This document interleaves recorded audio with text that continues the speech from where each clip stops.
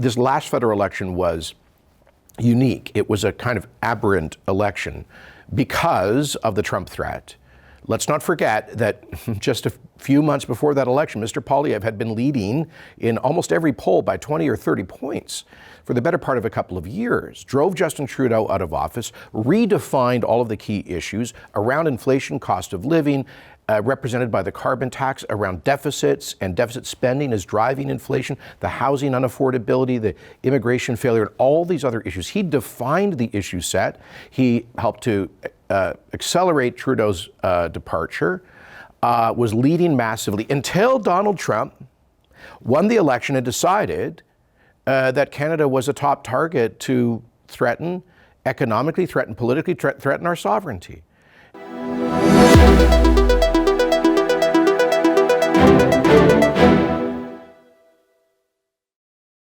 Hello, I'm Brianna Sawyers. Our guest today at Conservative Journal of Canada is the Honourable Jason Kenney. Mr. Kenney was the 18th Premier of the province of Alberta. Before that, he was one of the most senior and respected members of the cabinet of Prime Minister Stephen Harper, serving in a number of roles including Minister of Citizenship, Immigration and Multiculturalism, Minister of Employment and Social Development, and Minister of National Defence. Since leaving office, he has continued to serve in leadership roles both in Canada and internationally, in business, in charity, and public policy. Mr. Kenney, welcome. Great to be here. This has been a tumultuous year, beginning with the ouster of Prime Minister Justin Trudeau by his Liberal caucus, followed by the coronation of Mark Carney as the new leader of the Liberal Party, then by a devastating federal election where the Liberals won the fourth election in a row. At least we held them to a minority, and Conservatives picked up 24 new seats along the way, and the NDP was obliterated. So there's that. Looking ahead now, what do Conservatives have to look forward to? Is there hope in the horizon for Canadian Conservatives? Well, yes, there's always hope, and sometimes it's sort of the triumph of hope over experience. But, you know, I think that more and more Canadians are realizing that the lost decade of the Trudeau-era has done enduring damage to the country, particularly younger Canadians. And we saw in the last election a remarkable flip of the historic voting patterns. Traditionally, not just in Canada, but across the developed world, older voters tended to vote for center-right or conservative parties, and younger voters tended to vote for parties of the left or liberal parties. And there was a total inversion last time because so many young Canadians have been, well, the victims of they've paid the price of bad economic and social policies. They've been locked out of the housing market, and that means for many that locked out of the dream of just starting a family. And with stagnant incomes, with competing with this huge wave of immigration from the Trudeau years into the labor market, which has depressed wages. Younger people, I think, are probably more susceptible than older folks living in leafy suburbs and mortgage-free homes to have encountered the social disorder in our urban centers, fueled by a soft on crime, soft on drugs, crime and justice policy. So you could go through a whole range of issues where I think younger Canadians are really on the front lines of bad public policy choices, and they're demanding change. And that bodes well for the future because they are the growing a majority of future Canadian voters. But I do think that, you know, this last federal election was unique. It was a kind of aberrant election because of the Trump threat.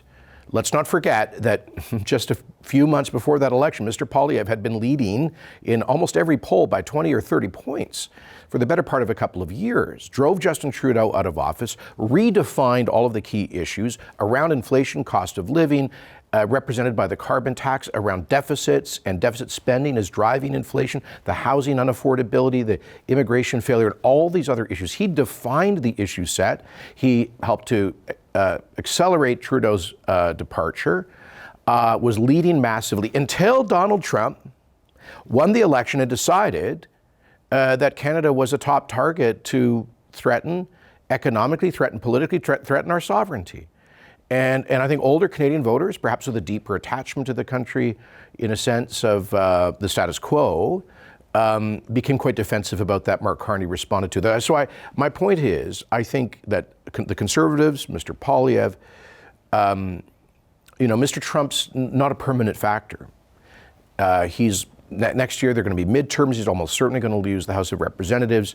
And I think his power and the perceived threat of Trump will gradually dissipate and bring the issue set back to those domestic issues where Mr. Poilievre tends to lead. I totally agree. I'd like to discuss some of the issues facing Conservatives in the provinces. Prime Minister Mark Carney recently paid a visit to Calgary to announce a memorandum of understanding with the government of Alberta, laying the groundwork for a new pipeline in the North Coast. What do you think? Is it time to uncork the champagne? Should Albertans be celebrating just yet? Yeah, no, I don't think it's time to pop any champagne corks, but I think most Albertans feel it's a really positive step forward.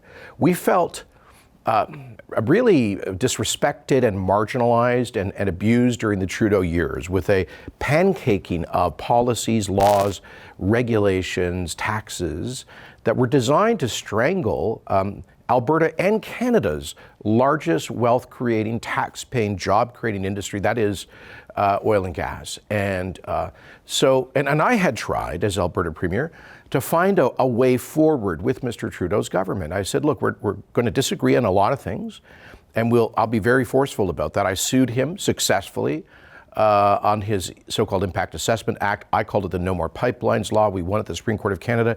I sued him on the carbon tax, lost narrowly at the Supreme Court. I sued and won on his ban on his plastics regulations. We challenged him across the board. We won some and we lost some. But I said, look, for the benefit of Canadians, why don't we find a way forward? Alberta is critical to the national economy. And he was so rigidly ideological about the Green Left agenda, he was never really willing to do that. Well, Mr. Carney has shown more pragmatism. And it's true that he, through his book Values and his work with the UN, has demonstrated, I think, a unbalanced view of so-called climate policy. But he also is an economist and has worked in business and knows the Trump threat is serious and that we have to develop our resources. I think that's what brought him effectively to the table. And the Alberta government, I think, did an effective job of articulating its demands. So this was a coming together and really a commitment by Ottawa to drop a lot of the worst Trudeau-era policies on energy and the environment. I'll give you one example. Here in BC, you guys have lots of hydroelectricity. It's zero emitting and it's pretty cheap. Price is going to go up as demand goes up, and it's hard to build large-scale hydro. But you've got that benefit, as does Ontario, plus nuclear, Quebec, hydro. But in Alberta, we don't really have the ability to harness hydropower. Nuclear, I'm a big fan of nuclear, but it realistically would take 10 years or more to do large-scale plants. So, and we went off coal to reduce our emissions. What have we got left? Well, wind and solar, great, but they're intermittent. They're not reliable. You cannot heat a cold prairie region, Alberta and Saskatchewan, when it's 40 below outside in the middle of the winter. And you certainly can't participate in AI data processing, which is a huge global sector of economic growth. So the Trudeau government was saying to us, just to give you this one example, they were saying through their clean electricity regulations, brought in by that kook, Stephen Guilbeault, that we had to go to zero gas-fired power and completely on renewables, which means no reliable source of energy in a cold northern climate. Crazy, like just nuts. And I always used to say it's not about politics, but physics. So, the Alberta government said to the Carney government, well, I said it to Trudeau and my successor said it to Carney, like this has to go. So the MOU is not just about a North Coast pipeline, although that would be nice for the Canadian economy. It's also about liberating us, stopping stupid things like the clean electricity regulation. So now Alberta can plan for a future where we're going to have reliable electricity. And I hope also plan to become a major source of data processing for the AI revolution. I'd rather that we're processing sensitive data, our banking data, our sensitive private data, here at home as sovereign data processing in a cold climate with lower emissions because you don't have to air condition these huge data farms. I'd rather we do that, turn it into an industry where we can monetize the molecules of our natural gas reserves without actually having to build pipelines. And so that's one of the benefits of the agreement. So there's a lot of good things. A lot of it is process. And I do think that the prospect of a Northwest BC Coast pipeline is it's far from certain. It would be complicated and expensive and time consuming. I think there are other ways that we can produce and ship more Canadian oil. But at least this gives us a rational policy framework within which we can operate. And that's why I think just about everybody in the Alberta business community is very happy with the MOU. That makes total sense. Sounds like there's a little bit of hope there. We need some. Yeah. Of course, there's always somebody who shows up to spoil any good party. In this case, it seems to be BC Premier David Eby. What do you make of Premier Eby's support for the tanker ban and Justin Trudeau's No More Pipeline legislation? Well, you are pushing on one of my funny bones there, because I think David Eby is a disaster for British Columbia and the Canadian Federation. I don't say that lightly. I'm actually not generally hyper partisan, and I worked very well with John Horgan, his predecessor, may he rest in peace. He became a good friend of mine. And John Horgan said to me that after BC lost at the Supreme Court in its effort to block the Trans Mountain Pipeline project, he said to me, look, Jason, we're downing tools. You guys have won. It's clearly the law of the land that the federal government regulates inter-provincial infrastructure like oil pipelines. He says, we're going to permit this. You can work with me, keep track of that commitment. But he said, you should be aware that there is in my party, he said, a mud hut wing. I'm not a member of it, he said, but there's a mud hut wing that is basically reflexively opposed to economic development, particularly resources.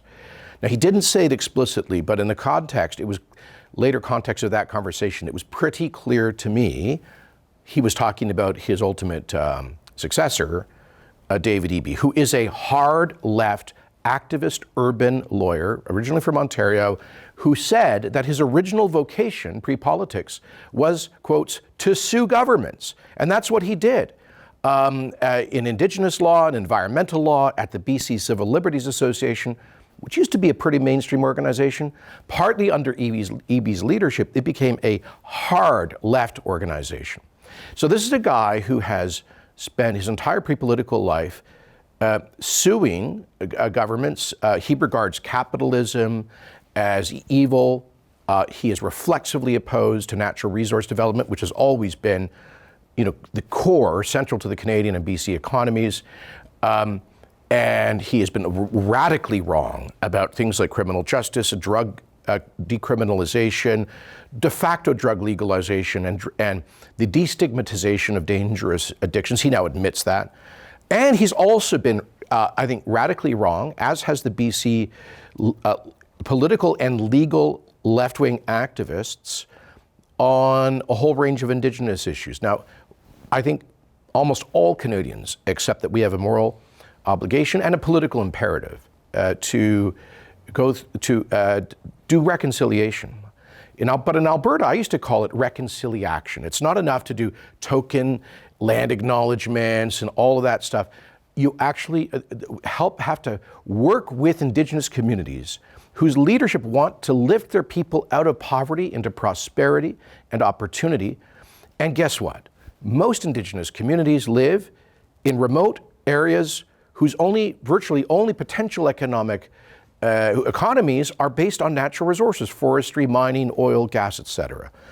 In Alberta, we've seen the vast majority of First Nations embrace that very constructively. I helped to solve part of that because they didn't have access to capital, to buy equity, to buy an ownership stake in major projects. So I was the first in Canada to create a Crown corporation that allows for loan guarantees to facilitate access to commercial rates of credit for First Nations so they could buy into these big projects and have permanent, significant revenues coming in to benefit from the resources in their traditional territories. Now, that's not what David Eby is about. David Eby takes this, there's my good friend Ellis Ross, the MP for Skeena, former chief counselor of the Haisla First Nation, refers to the EB attitude as, quotes, eco-colonialism. Basically, European background, left-wing urban lawyers and environmental activists who project onto Indigenous people their anti-development bias to appropriate the moral authority of Indigenous people in the context of this era of reconciliation. But as we saw with the Trans Mountain expansion, 111 of 119 affected First Nations had benefit agreements and supported it. All of the elected councils supported Coastal GasLink and LNG Canada.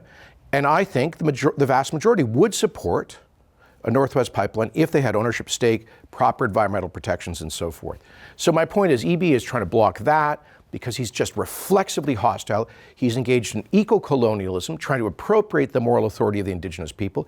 He got crime wrong. He got the addictions crisis wrong. He's got BC driving off a fiscal cliff that future generations are going to have to pay for. And all of this in the context of the Trump threats. We're supposed to be about Team Canada, one Canadian economy. And you've got this one premier who is, you know what he's really doing? He is the single biggest barrier to national unity and prosperity in order to play to his hard left Vancouver NDP green left base. And I think it's a disgrace. Yeah, he's not for the people, that's for sure.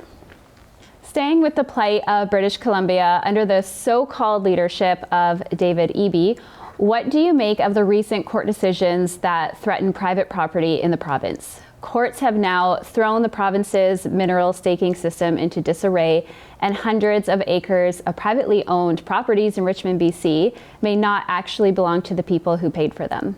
Yeah, as I was saying, I think, Eby has helped to contribute to this legal environment. He and his fellow travelers, his political and legal allies, his activist left-wing lawyers have been going to Indigenous communities now for the past couple of decades, saying that there's uncertainty around Indigenous title in British Columbia, the lack of treaties, we all know that.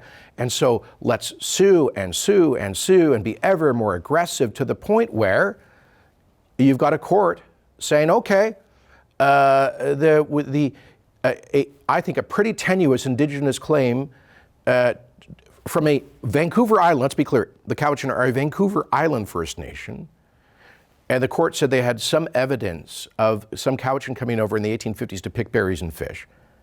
And so that subordinates the private property rights of people who, in good faith, have assumed that they own that land. If you apply this more broadly to all of the claims in British Columbia, it will be economic chaos. And where do the vast majority of people have their life savings? Locked up in the value of their homes, of their private property. Good, honest, hard-working, law-abiding people, and in the case of Richmond, most of them new Canadians, most of them immigrants, who we invited here with the implicit promise that they could work hard, put their savings into their home equity, and enjoy a bit of retirement, pass something on to their kids. And now we're saying, oh, all that was a con because some people were picking berries here in the 1850s. Look, I agree. We need to be serious about reconciliation. And BC has some really complex legal issues to untie with the absence of treaties. But what people like Eby have done is again, create this legal environment which is completely severed from any reason. Like, if you look at successful models of Indigenous reconciliation, for example, the New Zealand model with the Maori, it's a little simpler because there's one nation as opposed to dozens here, but they have found a path in reconciliation that respects private property rights and respects the need for economic growth. But Eby made it even worse because as Attorney General, he brought forward the legislation to give legal effect in British Columbia to the United Nations Declaration on the Rights of Indigenous People. I said to John Horgan when he was doing this, John, are you sure that this makes sense? Free, prior, and informed consent on everything, everywhere, all the time? He said, well, I'm told by my lawyers his lawyers, David Eby, it's going to create greater certainty. Well, look what it's done. Quite predictably created total uncertainty with the recent court decision saying, hey, UBC, legislature made this law. You don't have consent on this mining project. So the implications, and this is, a lot of the critics or people who have questioned these policies for the past 25 years, going back to my late friend, Mel Smith. He was the Deputy Attorney General under Bill Bennett. He was the first to voice serious concerns about this stuff.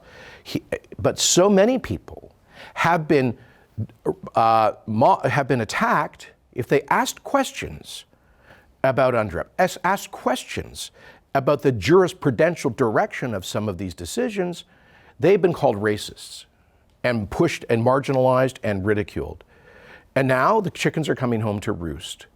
So I just hope that to quote my predecessor, Ralph Klein, I hope that severely normal British Columbians, hardworking, law-abiding, tax-paying people say, hold on a second here. Yes, we respect Indigenous people. Yes, we understand reconciliation is important. Yes, we're not opposed to rational and reasonable treaty settlements and negotiations. But we have to do this in the context of a big, complex, modern economy rooted in private property rights. David Eby is a socialist. He's never believed in private property rights. He's getting exactly what he wanted, just as he did with the crime and addictions crisis, just as he has with the fiscal crisis in this province. And I just hope that sooner than later, British Columbians get a chance to say, that's enough of this kind of radical ideology pushing this agenda into the courts and undermining the economic basis of our prosperity. I hope so too. You were recently in Ottawa participating in the Hub debate with Andrew Coyne. In that debate, you argued that Canadian immigration levels are too high. This is obviously something that you're passionate about. Yeah, well, I was the longest serving immigration minister in Canadian history, 5 years, and did a lot of work. Both, first of all, for 10 years, I was Minister of Multiculturalism. So I was very close and remained, I think, pretty close to Canada's ethnic and cultural communities. But for 5 of those years, I was also Minister of Immigration, and we led a very ambitious reform agenda to develop what was widely recognized here and abroad as the world's model immigration system. I used to get delegations almost every week from Europe, from other developed countries, asking how we had developed such an effective system. We call it the human capital model, where we generally would, through our economic immigration program, select people with what economists call high levels of human capital, meaning official language proficiency, relevant formal education and training, work experience, et cetera. And it wasn't perfect, but it worked very well. And I spent years cracking down on flaws in the system, fraud, abuse, fake asylum claims, fake immigration marriages, citizenship fraud, unscrupulous immigration agents, and we cleared out a huge backlog to speed up the system. We brought in a smarter, faster federal skilled worker point system. We had a better geographic distribution of immigrants across the country through provincial nominee programs. We worked with local community charities like churches and faith groups to sponsor refugees more than the government because they do a better job of integrating people and so on. And all of that the system was humming. And I mean, even my critics would broadly admit that now. And we had 80% broad public support for immigration as a positive good in Canada in those days. I think the single biggest, the worst legacy, perhaps the biggest failure of the Trudeau lost decade was their catastrophic mismanagement of the immigration system, where they massively increased the intake of both permanent residents and temporary residents, like foreign students and temporary foreign workers, to the point where during 3 years, 2021 till 24, they more than tripled the pace of population growth in Canada, taking in, I think in those 3 years, 4.5 million people. Now put that in context. So let's say in 1 year they were bringing in 1.5 million, 1.8 million people. Well, in this country, we build about 200 to 250,000 housing units a year. So let's say those accommodate more than one person, usually about 1.3 is the ratio. So let's say you're building 300,000 new beds, but you're bringing in 5 times that many people. Where are they going to stay? This is what's fueled the housing crisis, and it's undercut wages, the data is clear. Countries with high levels of low-skilled immigration, like these lower-skilled students and temporary foreign workers, drive down per capita gross domestic product, make the country poorer. And we've had several years of decline in our economy measured by per capita GDP to the point where we are as poor as Mississippi, the poorest of the 50 United States. This is accelerating our decline in competitiveness and productivity, making Canada poorer. And Canadians know this, which is why what we went from 80% broad public support for immigration to about 2/3 of Canadians, including new Canadians, including immigrants, saying levels are way too high and losing confidence in the broader system. And together with massive fake asylum claims. When I left as Minister of Immigration, we were down to like 9,000 refugee claims and a backlog of like 15,000 people. We were treating those in a couple of months. Now, last year, 200,000 new claims, 300,000 in the backlog for years. So this is a serious, deep problem. It cannot be solved overnight. The Carney government's made some good initial steps on temporary foreign workers and lowering levels, but it's going to take some real boldness to deal with the overhang, the 3+ million temporary residents whose visas are going to be expiring. We don't know, 1, 2, 3 million people here illegally, and to turn this whole thing around. Yeah, for sure. Turning to international affairs, I want to show you a clip from remarks made by Stephen Harper in Saskatoon recently. I was just gonna put it in this context, just so everyone understands. I think it's fair to say, probably the most pro-American Prime Minister in Canadian history. And I tell people that if a year ago the government had asked me, President Trump's coming in, he's talking about, big challenges on trade, USMCA, tariffs. What would you advise? I would have said a year ago, this is a real opportunity for Canada to really deepen its economic and security partnership with the United States. However, when this government did actually ask me a few weeks ago my advice was the opposite. My advice was, yes, on the economy, we've got to kind of get something short-term worked out with the Trump administration, but this really is a wake-up call for this country to truly diversify its trade export markets. What does Canada need to do now when it comes to trade, when it comes to national defense, when it comes to our relations with the United States and our other allies? Well, perhaps unsurprisingly, I agree with my old boss on this. I said to the U.S. ambassador recently that I used to be known in Parliament as, quote unquote, the voice of America. I was one of the most, pro-U.S. people in terms of Canadian policy back in the day. But I said, Ambassador, I can't even support what you guys are doing, what this administration is doing. And I think the Prime Minister Harper is absolutely right about this. Look, the reality is we're never going to get over our huge dependence on the trade relationship with the United States. And we have to do everything within our power to restore something like free trade with the United States. But ultimately, we don't control that. And as we record this in December of 2025, both Trump and his trade representative, Jason Kenney, are talking about shredding the Canada-U.S. Free Trade Agreement, CUSMA, USMCA, next July when it comes up for reconsideration, and severing Canada and Mexico, and probably just killing the whole agreement or restarting from scratch. So if they decide to do that, but look, there's lots of things we have to try to do to avoid that, but if they go in that direction, we don't control what their policy is. So yes, we need to control what is within our own power.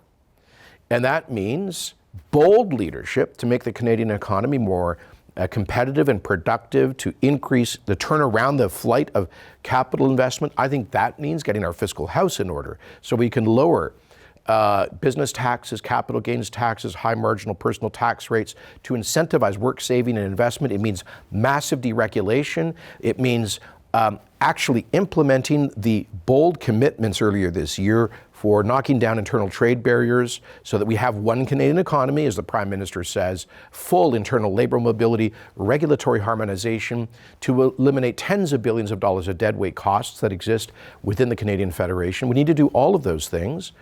We need to unleash major resource projects. We need to get pipelines built and LNG and mines and all of that. So yes, we have to put the pedal to the metal on a growth agenda, but we also need to build and diversify our international export markets. And I think the Prime Minister Harper is right about that, and so is Prime Minister Carney. It's never going to replace the U.S., but we have no choice. I will just add this. During Prime Minister Harper's decade in office, our government increased the number of free trade agreements that Canada has around the world from 6 free trade agreements to 45. Okay, so we added 39 countries with basically tariff-free trade, including the Canada-Europe Trade Agreement and the Trans-Pacific Partnership. And yet today, we are more dependent on the U.S. market than we were when we had only 6 free trade agreements. So we led by opening up tariff-free access. Canadian business did not follow. Why? Because primarily what we sell, what the world wants, is natural resources. And to sell those natural resources, be it potash, uranium, oil, gas, lumber, mining products, whatever, requires infrastructure. It means more rail infrastructure, more port infrastructure. It means reliable labor laws. Nutrien, the largest fertilizer producer in the world, based in Saskatchewan, just announced they're going to build a huge export terminal in the state of Washington, primarily because they cannot depend on labor at the Port of Vancouver. So these are the kind of issues we need to fix so that we can take advantage of the tariff-free access we have to markets around the world and reduce our dependence on the United States. Yeah, I hope we can fix it and get back on track. Staying on the question of foreign affairs, we've witnessed the horrific rise in anti-Semitism and anti-Semitic attacks on innocent people across the globe. I'm reminded of a message you recorded after the tragic shooting at the mosque in Quebec City, where 6 people were murdered. We have all been shocked to the core to witness the brutal murder of 6 innocent Canadians in Quebec City in what is the worst and deadliest terrorist attack ever to occur on our soil. Like all murders, it was an unspeakable crime against the sanctity of human life and the inviolable dignity of the human person. As the Quran says, whoever kills a soul is like one who killed the whole of mankind. And as the Jewish Talmud says, he who destroys a life is as if he destroyed an entire universe. But this attack was more than that. Each of those who were murdered and those who were wounded were men of faith. Each had chosen Canada as a land of opportunity and of freedom. And the killer was moved by hatred. He sought out peaceful Muslims, shooting them in the back while they were worshiping their God in a sacred place of worship. And in so doing, he attacked the first right enumerated in our Charter of Rights and Freedoms, the freedom of religion. From its beginning, Canada has been a place of refuge, a haven for those persecuted because of their faith, because of their religion. So in a certain sense, this was an attack on all of them, on all of us who exercise those freedoms. It was an attack on all people of faith and those who in conscience have no religious faith. But it was also specifically an attack on the Muslim faith. So at this time of great sorrow and anxiety for Canadian Muslims, I hope that all of us will find some small way to express a gesture of solidarity, of kinship, of friendship and support for our Muslim neighbors and fellow citizens. Alberta has always been a welcoming home for Canadian Muslims. You know, in fact, the first mosque in Canada, the second in North America, was built in Edmonton in 1938. The Al Rashid Mosque that was built by Canadians who came to northern Alberta as fur traders from Lebanon's Bekaa Valley. And in a classic Canadian story, it wasn't just built by those Muslim newcomers, but by their Christian friends. One of the families who helped to build that mosque was the Shaban family from the Bekaa Valley. Their son Larry went on to become the first Muslim elected to public office in Canada and to serve as a minister in the provincial cabinet of Progressive Conservative Premier Peter Lougheed. Alberta was also home for the first Muslim Canadian Member of Parliament, my friend Rahim Jaffer, who I helped to get elected back in 1997. And Alberta is home to the first Muslim mayor of a major Canadian city, Naheed Nenshi. Alberta has always been a place where Muslims can be fully Canadian, but also fully true to their faith. So in light of this week's terrorism, motivated by hatred and prejudice, let us all find ways to embrace our Muslim friends and all people of faith to ensure that this continues to be a place of freedom and security for generations to come. And for those whose lives were taken this week as martyrs for their faith, I offer this prayer. Eternal rest grant unto them, O Lord, and may light perpetual shine upon them. These senseless attacks on people of all faiths, where do you think we go from here? Yeah, you know, what happened in London, Ontario was appalling, obviously, as were the Quebec mosque attacks a few years ago. And this is the kind of thing that can happen when hatred is allowed to develop in our own liberal societies. I think there is a kind of naivete in our liberal societies that we imagine we pride ourselves on our tolerance to the point where we sometimes ignore intolerance in our midst. Obviously, that has been experienced by the Muslim community in those cases here in Canada, but by the Jewish community everywhere, and most poignantly in Australia this past week. I think there is something unique about anti-Semitism, hatred directed at the Jewish people, because historically it is the most durable and pernicious form of hatred in human history, obviously demonstrated by, at its worst, the Holocaust.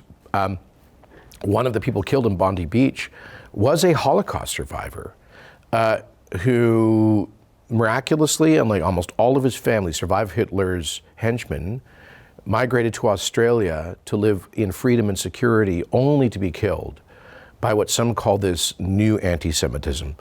But in a sense, there really is no new anti-Semitism. It's all the ancient hatred. And what concerns me, you know, we have to combat the stuff wherever we see it, again, whatever community might be targeted. But I think we have to end our era of liberal naivete and our unwillingness to say hard truths in dealing with this. You know, apparently the people who perpetrated the Bondi Beach attacks were originally from Pakistan.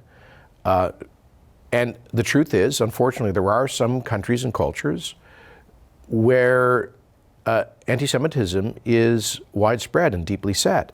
Europe has had to deal with that since the Holocaust, and with strong laws and enforcement. I mean, I just read today about some AfD member of the German parliament of the Bundestag who was arrested and convicted for having done a Hitler salute outside the Bundestag. Now, maybe he thought it was a joke, but it's illegal even to make a joke like that. Why?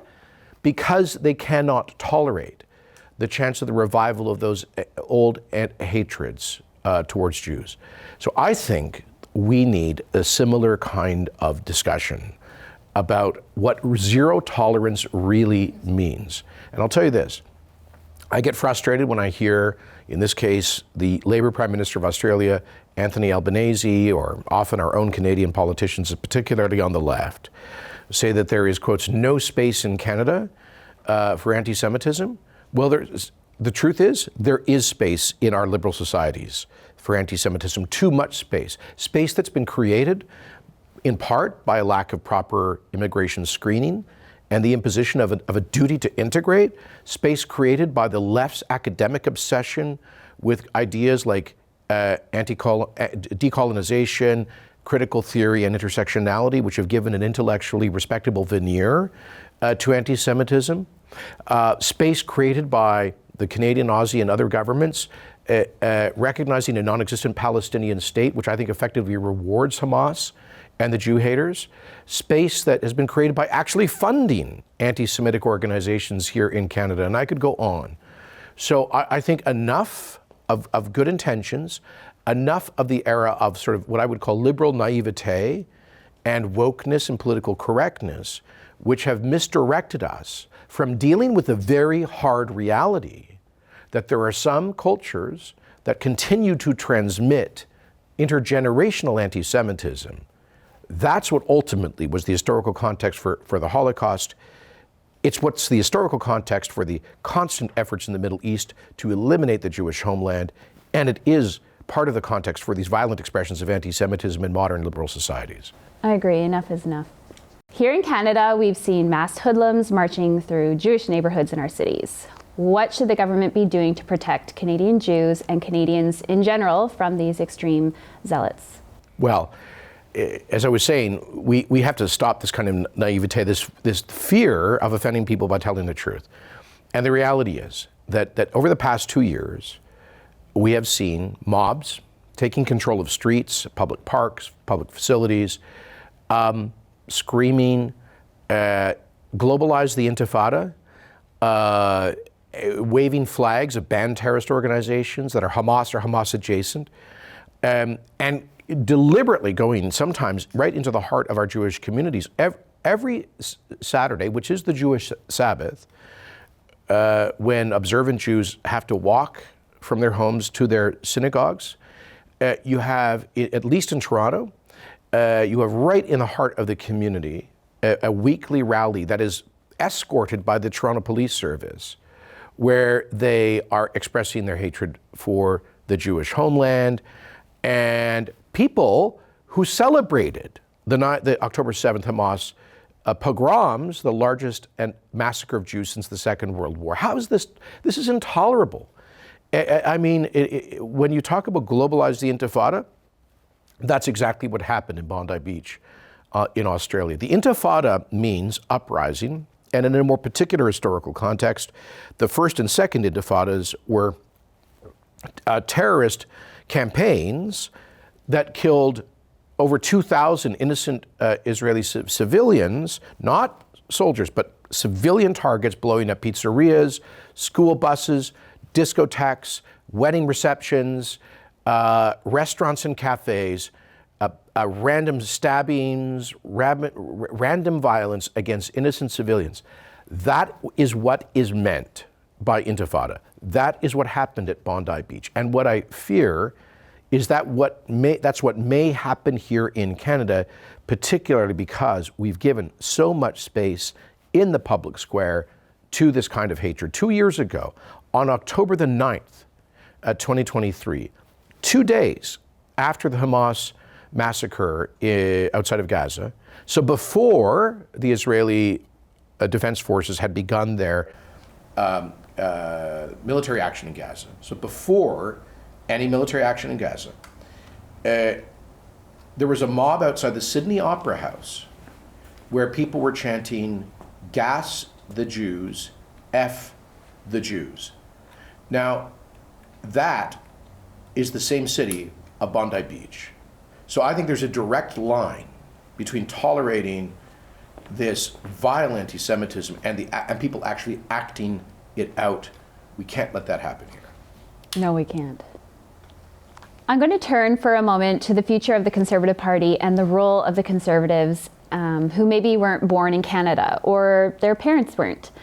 There are now 6 MPs named Gill, more than the number of MPs from Prince Edward Island, and dozens of MPs with roots in countries across the world.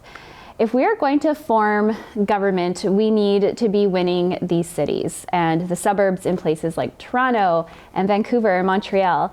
What's your message to these Conservatives? Well, I spent a large part of my life working as the primary ambassador of the Conservative Party and Harper's Conservative government with our cultural, ethnic, and new Canadian communities, because I always believed that, broadly speaking, newcomers are natural small C conservatives. They very often in the past didn't vote that way partly because Conservatives didn't bother to create relationships of trust within those communities so that we could communicate our message of shared values. Shared values around economic aspiration, economic freedom, home ownership, entrepreneurship, low taxes, low regulation, law and order, tough on crime policies, a principled foreign policy, recognizing parental authority in the education of children, school choice, and so on.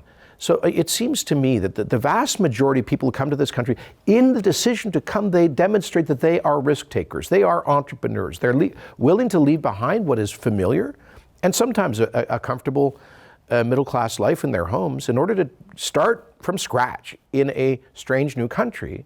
That is admirable. There's a certain kind of, as I say, entrepreneurial instinct in that. And new Canadians are twice as likely as people born in Canada to start new businesses. Again, that entrepreneurial fire, that work ethic that we know famously amongst many immigrant communities. People did not come here to live in communities riddled by crime. They came because they believed Canada was a safe country that doesn't tolerate crime and social disorder. So I'm saying that on so many, in terms of, let's call them moral cultural issues, drug legalization and respect for the family and all of that, religious freedom, the vast majority of new Canadians are, I think, natural, intuitive conservatives. So the challenge for large C partisan conservatives, elected candidates and MPs, MLAs, is to reach out to those communities on the basis of shared values. And obviously, look, I'll be blunt with you. When I started that work, I would often hear people say, well, we agree with you on these issues, but we never met a conservative before, or we heard that you guys were racist or anti-immigrant, you didn't like our community. So a lot of the work requires constantly rebutting and addressing those calumnies, those smears that our partisan opponents have spread over the years, sometimes the media. Demonstrate conservatives in this country have always been open to a properly managed, reasonable levels of immigration and opportunity for newcomers. And I just think that requires consistency. It requires consistency. It requires identifying people to run for conservative parties who are qualified to do so, who are respected, who are going to be good representatives, who perhaps speak non-official languages. So it can't be done just by showing up on, during the 30 days of an election campaign. It requires years of relationship building, years of communicating those shared values. And if we do that, when conservative parties win in new Canadian communities, they form government.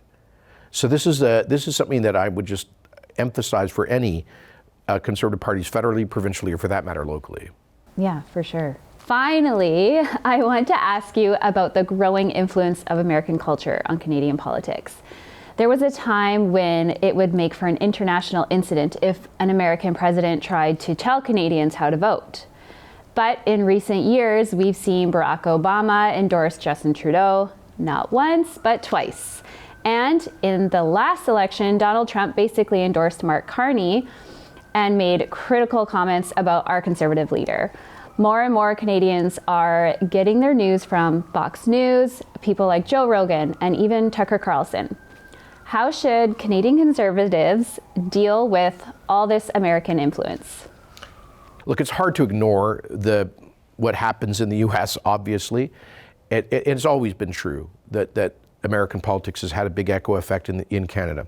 But let me say this, as a conservative, I think we need to be very alert to some really destructive, nefarious, dangerous streams happening on the American right. And we need to inoculate Canadian conservatism from some of this craziness that's coming from, frankly, I'll name names, people like Tucker Carlson, who used to be kind of a funny, mild-mannered, center-right commentator, and is basically now platforming Holocaust deniers, Jew haters.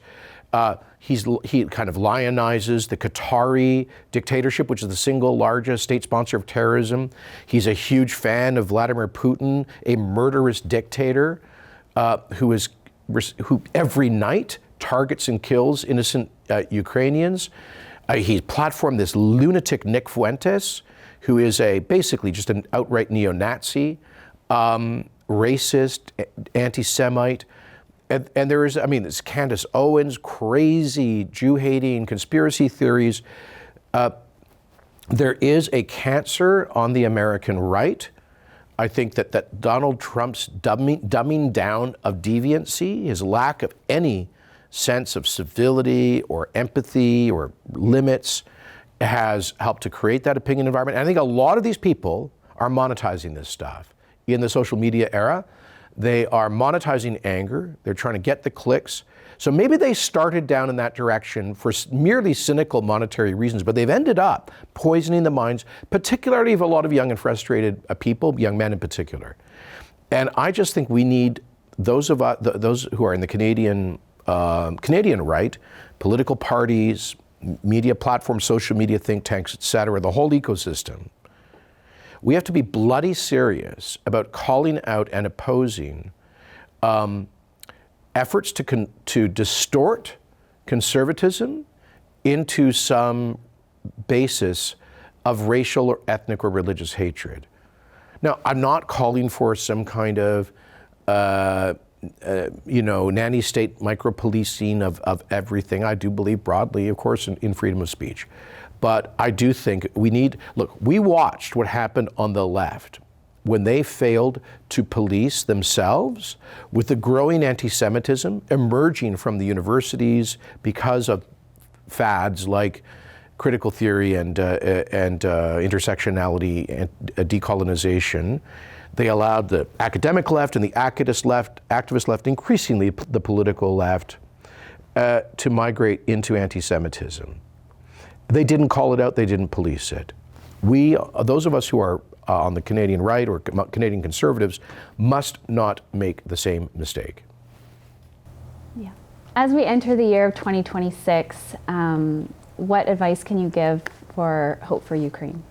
Well, I was just in Ukraine a few weeks ago, and I am very close to, I was the Canadian Defense Minister who deployed the Canadian Armed Forces to Ukraine to help with their training and other operations, shared critical intelligence with them after Putin's first wave of his invasion in 2014, both in Crimea and Donbass.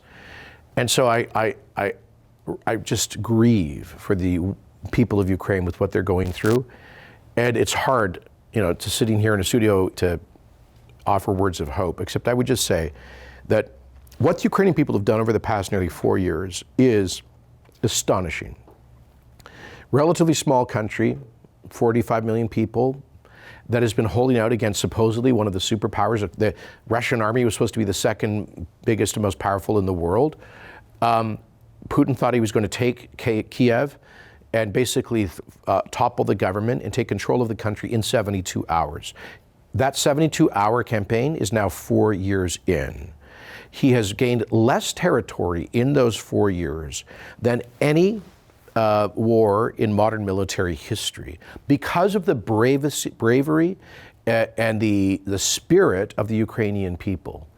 And so I guess the hope is rooted in their own determination. It makes me feel nauseous to hear, particularly from what I would call the alt-right, people saying that, the Tucker Carlsons in that world, saying that Ukrainian people are being forced into this fight by, American neoconservatives or some weird conspiracy or corrupt Ukrainian kleptocrats. No, I've been there multiple times. Ukrainian people are fighting for their lives, for their families, for their freedom, for their sovereignty. This is a country that Joseph Stalin targeted in his 1932 famine genocide to obliterate Ukrainian resistance to the collectivization of the land during the communist period. And the Ukrainian people remember this. They remember Moscow's imperialism. They know that Putin hasn't sent 1 million Russians to their death or maiming in Ukrainian battlefields to prevent, NATO's expansion or some nonsense like this. They realize he's trying to reestablish the Russian/Soviet empire, and they will not have it. So either we support them as much as we can to defend their sovereignty, or just more Ukrainians will die as they try to defend themselves from Putin. So I just hope and pray that enough economic pressure can be exerted on Putin through oil sanctions and so forth over the months to come, and the Europeans can join us in providing enough military support so that Putin is finally forced to end this bloody campaign. Yeah. Well, I deeply appreciate you taking the time to talk with me today. It was a pleasure. My pleasure. Great to be here.